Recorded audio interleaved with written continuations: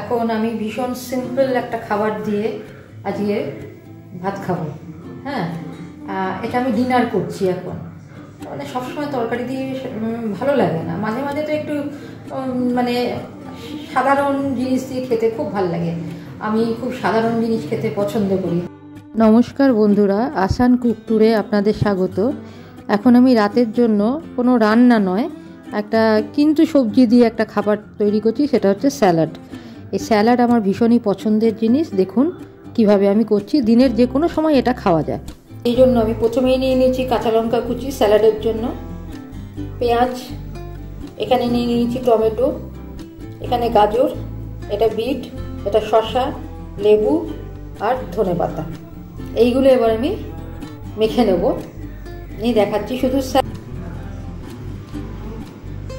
ধনেপাতাটা আমি কেটে নেব। হ্যাঁ, দিয়ে দিচ্ছি। তবে আমার স্যালাডে আমি একটু টমেটো আর শসা এগুলো একটু বেশি ব্যবহার করি, এই দুটো আমার খুব ভালো লাগে। দেখুন যা হয়েছে না, দারুণ হয়ে যাবে।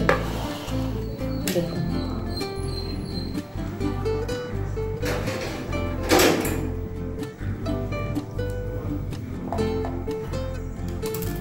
এবার ধনেপাতা, কচি ধনেপাতা, আমরা ধনেপাতা মোটামুটি ডাঁটি সহই ব্যবহার করি আর কি সবসময়।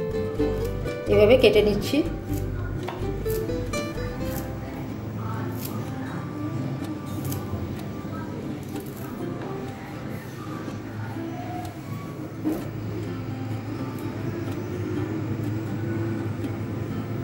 ব্যাস হয়ে গেল। আর স্যালাডে লেবু কিন্তু মাস্ট, লেবু ছাড়া কিন্তু স্যালাড চলে না আর কি, ঠিক মতো চলে না, আমাদের ভালো লাগে না।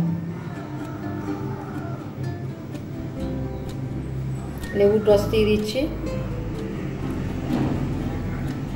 ব্যাস, আর দিয়ে দিচ্ছি নুন।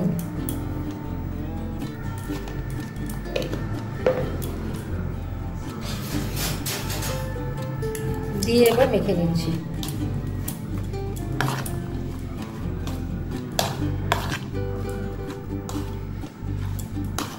ব্যাস, স্যালাড রেডি।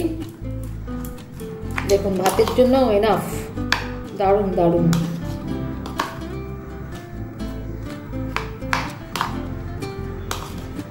দুটো কাঁচা লঙ্কা নিয়েছি, পারলে তিনটে নিয়ে নেব।